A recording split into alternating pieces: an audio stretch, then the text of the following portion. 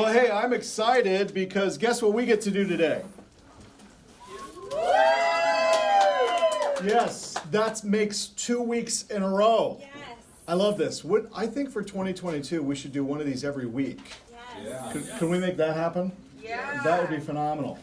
So let me share with you briefly the story of Hannah Isaacs Paul from Youngstown, Ohio. Hannah came to us from a Connected Investor Borrower application.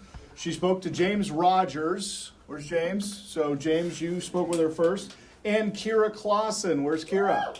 Yeah, good. Okay. So you guys took her borrower's application on September 17th of 20 while she was on the funding tour. She then spoke with Dallas. Where's Dallas? Yes. Dallas, who got her involved in the Master Lien Abatement Certification on September 19th, 2020. Now, as you guys remember, when you do Master Lien Abatement, you, again, 4-deal challenge, but the first deal that you do with us is with the company. So you partner with the company on deal number 1, and then you just have to do 3 deals after that. So Hannah did her first deal with the company, and then after that, she did 3 more deals, which we're going to share with you guys here briefly. And this was her written testimony that she sent in for the tuition reimbursement submission. She said this: our journey in real estate started back in 2004 with the purchase of our first property. And over the last almost 20 years, we have continued to search and work to make our way through the real estate industry. Almost a year ago, we came across the Lee Arnold system of real estate. We were curious as we tried other large name systems that did not seem to pay off. Maybe it was us. Maybe we weren't ready. Maybe it was something we couldn't grasp. Either way, the time was clearly not right. The Lee Arnold system of real estate helped us link the pieces together. We would have still been successful. It would have just taken us much longer. Thanks to Kogo Capital and the Lee Arnold system of real estate, we were able to maximize our investment opportunities. We quadrupled our investment transactions in the last year, and we have successfully transitioned out of, quotes, traditional jobs, and now are happy to work for ourselves as real estate investors. We are also working to close on our number 5 flip deal in the last 12 months, and we look forward to many more with Kogo Capital. Thank you so much. And that is Hannah Isaacs Paul. And I believe that Hannah is here with us, is she not? Hannah, can you go ahead and turn on your camera so we can see your lovely face? Hannah. There she is. Hello, Hannah. How are you doing? Everybody give it up for Hannah. Hannah, so good to see you, and congratulations on your 4-deal challenge success. That is just phenomenal. Thank you, thank you. Yeah, we've worked hard, but we're very happy to have made it through. And do you have your check there? Can I see your lovely check? Oh, yeah, there it is. That is fantastic. Good job. Hannah, I want to ask you some questions here because I'm looking at your deals. And can you tell me about 236 3rd Street in Austintown, Ohio? Can you tell me about that? And while she's doing that, MJ, can you put, there it is right there. We've got it up on the screen. Thanks, MJ. You got to do one of these for me. Hannah, tell me about the property on 3rd Street. Sure. So 3rd Street basically was, I was driving the area checking on some other properties that had, nuisances and that sort of thing on it. So while I was searching around, I came across a handwritten for sale by owner sign tucked into a bunch of shrubbery of an overgrown tree line. So I called on it, and sure enough, they were interested in selling. It had actually been their home for the last 40-something years, and they were going into a situation where they needed a hip surgery and whatnot and couldn't be at a house anymore that had stairs. The house had a lot of deferred maintenance, and so basically, we met up, and I made him an offer, and he told me he had a better offer from another investor. I said, great. great. That's awesome. I'm very happy for you. Take it.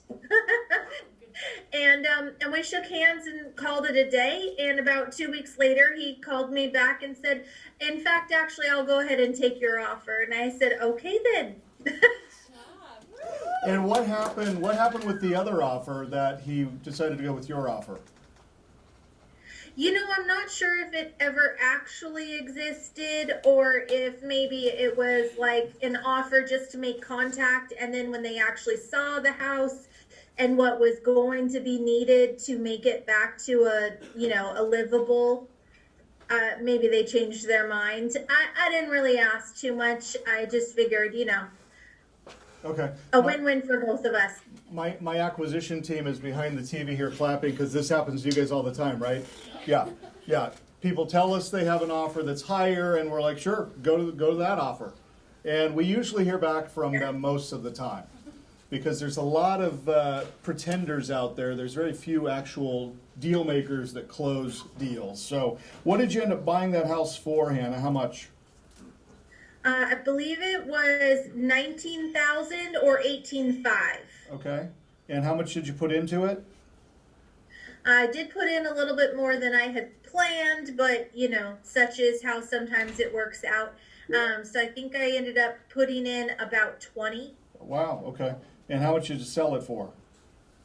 I actually ended up deciding to refinance it into a long-term rental loan. Okay. And turned it into part of my rental portfolio with another investor. Okay. And but the current value of the house is about 90,000. Okay, so you're into it 38 and it's worth 90. What is your cash flow monthly on it? $900. So you're making $900 a month on that house. So that Yep. house is producing $10,800 a year in passive income. Yep. Wow. Okay, give it up. $10,800 a year, passive income. And we got two more I want to talk about because these next two you did flip. I actually looked these up. So tell us about 166 North Canfield and kind of how that deal came about. So this was actually similar. Across the street, there was another property that was had some, nuisance filings on it from the city, lawns and just a bunch of debris in it and whatnot. And so as we were checking out that property, we came out onto what was more of a main road, and in front of us was a homemade sign, written by hand in paint on a piece of wood, and had been there for a very long time, it looked as well, and said for sale by owner. So I stopped. Actually, I made my husband turn around because he drove past it, and I was like, babe, no, stop. And then he gave me, like the crazy husband look of like, really, are you going to make me turn around? And I was like, yes, I'm going to make you turn around. And so I made him turn around in the middle of, like it's like raining and of course it's cold and we're on a main road and we've got a big old truck and there's traffic coming, so he's like, this is ridiculous, but being a wise husband, he just humored me. So we turned around and I called and I said, oh, okay, I saw your sign, and talked to the husband. And I said, well, what is it that you're asking for the house? And he said, well, I want 60,000. And I said, deal. When can I come see it? Because I already knew the area, and 60,000 from the outside of the house was sound. Even if it needed a full gut on the inside, I was still going to be, pretty solidly comfortable. And the lot was 2.2 acres of horse property. Wow. Located, or I think it was 2.2 or maybe 1.6. I might be getting my numbers, but it's horse property that's located basically less than a half a mile from a horse racing, like a horse race area with boarding and all sorts of stuff. So this property had a lot of very unique aspects to it that I loved, being in the middle of city, but basically country in the middle of city. And, horse people know it's hard to find what you need. That's right. and make it accessible to, you do. So you bought it for 60. How much rehab did you do to it? And we're looking at some of your photos. What all did you do to the property? Can you click through those, MJ? I know you just did. Yeah, but... so I think we ended up buying it for 62.5. Okay. He ended up saying, well, 60,000 is for the lot that has the house on it, and I'll give you the other lot for 2,500. And I said, deal. I didn't negotiate anything. There wasn't any need to, and it was going to work for them. It was going to work for me. So why would I try to, change the situation? Right. So for that house, we basically there was multiple layers of wallpaper, about 3 to 4 on every wall. Wow. So we stripped. Yeah. So we stripped all of the wallpaper down. It had the old school texture on the ceiling, like that really heavy one. So we shaved that down. And then we textured the whole house. We painted the whole house. We put floors throughout the whole house. We took out the that fancy wood / formica / layered countertop from like the probably mid-60s, and put in brand new ceramic tile countertops, all new appliances, put in AC, and yeah, the house just had some really great, amazing aspects to it, like this huge great room that they had added on to the original house. And it was just stunning, had some really just beautiful parts. And when you're behind the house, you actually didn't even realize you were in the city. The house blocked all of the noise from the main street. So as soon as you were into the backyard, all you saw was barn, horse property, and land. And it was just turned out to be stunning. We put a new garage door on, updated the doors, updated the bathrooms, updated the toilets. Yeah, it's beautiful. And then it looks like it sold in May for 168.5. So how much did you put into it? What was your rehab cost and what was your profit? We profited about 58,000, if I remember correctly. Okay, good. And do you remember how much you put into it as far as rehab? I believe we put in about 40,000, and then of course holding expenses and realtor fees and whatnot. Now, what part, so far, Hannah, your stories up to this point, what elements did you take from the Lee Arnold system and what did you incorporate into these deals? Because I'm looking at your photos and the staging and the finishes look eerily close to what we teach in our classes. Maybe. I may have borrowed just like all of it, yes. Nice. Are you seeing your staging over here, Michelle? Yeah, yeah. Yeah, that's great. And, it's amazing because my realtor tells me, she goes, this is the best staging I've ever seen. And I'm like, thanks. It was totally not me, but, I'm a big believer in I don't need to know everything. I do not think I'm the smartest person in the world or in the room or, anywhere. I just want to be willing to learn from other people who have already. So, I'll take anybody's suggestion for just about anything and see if it works. And yeah, the staging has been amazing. I've had really, really good responses, not just from my realtor, but from the people coming in, and all about that she's, has had amazing feedback on it. Good. And then also just the things that like even for that house, I'd actually planned on replacing the roof, but then I finished one of the classes and you were like, don't replace a roof that's not leaking. And I was like, oh, all right. Well, so now I don't, so now, okay. So then we just had to, kind of make it look nicer and make it where it was, but it ended up saving us like $18,000 that we didn't have to spend dropping a new roof when the roof really was completely sound. It just had some rotting fascia on the edges that needed to be fixed up a little. That's great. Okay, one more. Tell us about 27 Wilda Avenue in Boardman, Ohio. So I was driving the area because there's another property that was on the nuisance list, and so I'd been kind of driving around that. But then I didn't like that property, and I don't know, it just wasn't what it just didn't scream out to me. So I was like, all right, well, I live at Home Depot. That's like my home away from home, right? So I mapped myself to Home Depot, and every time I went through map kept taking me down that same road. And then this house, and I was like, oh, okay, well, and that house basically is one street away from the other house. And so I looked at it, and I was like, well, this house definitely doesn't look like anybody lives there. It looks like it's been a minute. It's, the lawn is overgrown, and all of those tools that the Lee Arnold taught us to look for, like overgrown grass, the backyard, the windows, utilities, looking for electrical boxes, to see if the meter's still on the outside of the house.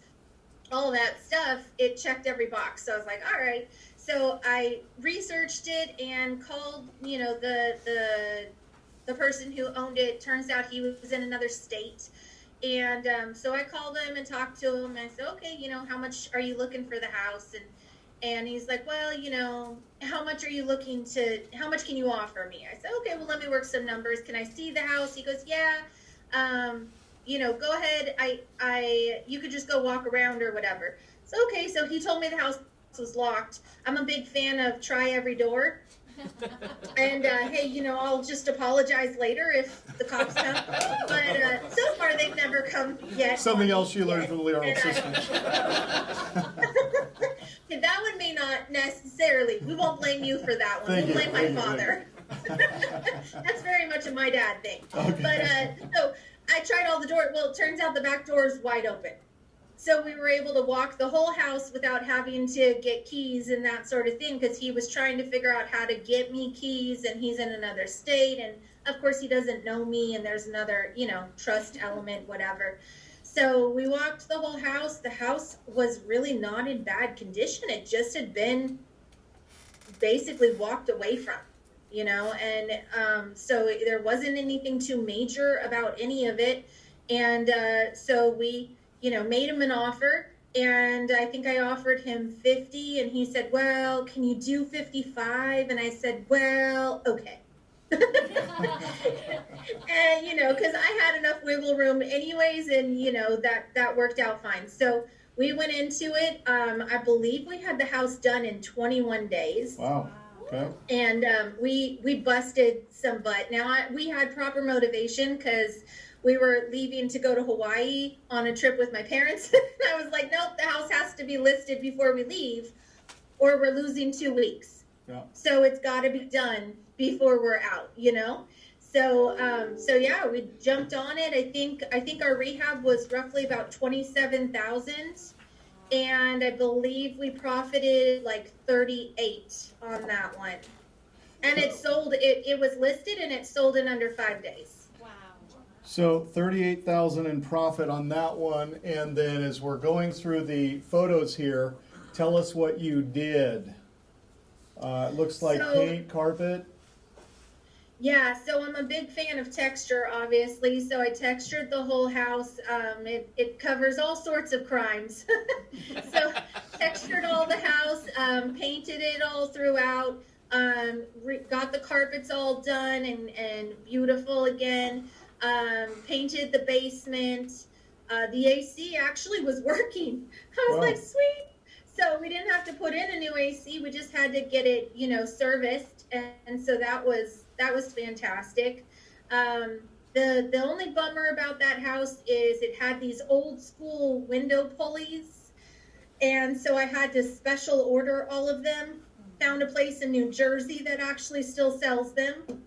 And those things are literally painful to put in for all the times they kick back and whip you and bite you, and I was a bloody mess come the end of it, but the windows all look great. So and the kitchen, the cabinets were actually all in good condition, but I did refinish the front of them, and then fixed up all the countertops, new appliances, And then you'll probably notice a very similar staging mantra through Yes. everything. And stainless steel appliances. Good job. And stainless steel Yeah, appliances. it's got to be stainless steel. Yeah, well, this one left a couple black ones, just because that was actually all that they came with the house and they were already working, and because of our timeline, Yeah. I was like, you know what, let's just leave it for the moment. If we need to, we'll switch them out when we get back, you know? Yeah. Well, you got $38,000 on that one. So by my math, you got $38,000 on this one, $58,000 on the other one, $10,800 a year in monthly income or annual income from the other one. So on your 3 deals, you generated $109,600 It's all right. on 3 deals. And what were you Yes. doing? You said you've now become self-employed full-time in real estate investing. What were you doing before when you were working a job? Yeah, originally I was in California. I was actually working for my family, working at the family restaurants, and we officially sold those 3 days ago, actually. Wow. So that's completely done, but I was kind of dabbling in that ever since I moved. And then I was doing tech installation coordination when we lived in Texas. Okay. But when COVID hit, the tech company, everybody got put on hiatus, and then they ended up shutting down our Texas department.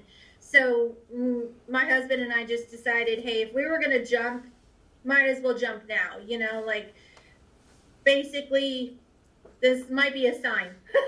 Yeah, for sure. So, you know, so we jumped and we moved states, you know, the 3rd time in 3 years, and here we found ourselves, and we're pretty happy with where we ended up. That's fantastic. Hannah, if you would, I want to address the person watching this interview, this video, who has been wanting to do real estate but didn't think they could, or didn't know how, or didn't have the knowledge. What would your advice to them be as far as getting started and learning the right way to do it? I think anything new is scary, but to me, it's scarier not taking the opportunities and staying where I was. And so, you know, we did our research and we chose to invest in the Lee Arnold system. And even after the investment, it's still scary. You know, that it's not like there's just one thing that you're going to say, oh, okay, now I'm ready. No, there's scary stuff, you know, pretty frequently. But, you know, when you are writing the letters and you're doing the cold calls and you're following up on emails and text messages and you're working the system has worked to the point where actually I kind of paused on the system because I've actually got 3 other houses that are in waiting for me to go rehab them. So so now it's like expanding our team so that we can rehab, so that, you know, I can kind of speed up the rehab process. But the system works. It's just a question of doing it, you know, and following it. And for me, it wasn't, I'm not the smartest person. I don't claim to be the smartest person in the room. So my goal is just to learn from people who I think are smarter than me. And I don't need to reinvent the wheel. That seems like a silly waste of time for me. Somebody's already invented the wheel. Great. Let me use their momentum to help further myself and my family. And because of it, we're actually taking my family on a cruise in January. Wow. And that was my goal for this year. I wanted our efforts to have like an actual end point, and so that was what I wanted to do. And so we're doing it. And I was super excited this morning that I got to tithe our 10% of our class to tuition reimbursement back to our church. And these are the reasons why this is it for me. This is why I didn't want to be where I was, and I wanted to be someplace different, because not just what I do for myself, but what I can do for the other people around me, who, my family, my friends, the people who I love. It's not this is what it's for me. And nothing gives me more joy than being able to give back to all of them and bless all of them and hopefully make their lives easier. And to Perks, I also get to do something that I enjoy, I love, and turns out I don't really like having a job. Edit that from the tape. You all forget that. Just forget that. Hey, it's not for everybody. that Let is me so tell great. you, a lot for everybody. Sometimes it's very nice to have that dependable paycheck. Yeah. There's definite perks to that as well. But yeah, Nice. but for Good. me, it's worth it. Good. Yeah, nice save, Hannah. Okay. I am curious, guys. Is there any questions from our team here internally that you're just dying to ask? And I want to keep this relatively short because we need to wrap this up. Question over here. Alicia. How much of the rehab did you sub out, and how much did you do yourself? How much of the rehab did you sub out, and how much did you do yourself? I have learned a lot in the last year. I would say probably 50-50. I am blessed to have an amazing contractor who does a great job and has told me on multiple occasions, he goes, I will not let you fail. And I really appreciate that he has my back. And so he's also completely willing to teach me anything, which is also really remarkable. So if I don't know how to do something, i.e. I wasn't so good at mudding a wall, he showed me how to mud a wall and how to, and then when he came back the next day, he was like, oh shoot, I'm going to be fired soon. And I was like, nah, I got other things to do. So, but yeah, about 50% I do. I probably do 90% of our painting because it turns out I'm a really good painter. I'm really fast and I'm excellent at cutting in walls. So Wow. who knew? That's a skill. And I would rather not do all of the floor laying, but I'm also really good at it.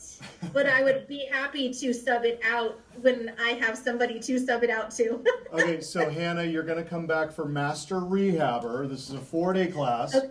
where we teach you how to do all of the work without touching the house yourself. Right. Yeah. The problem is getting them to show up. I've hired them. We will cover I that. just can't- We will cover I that. just can't get them to show up, and I'm like, people, I will pay you. You just have to come and do the work. That's right, yeah. 50% of success is just showing up, right? Who was that? Edison? Yeah.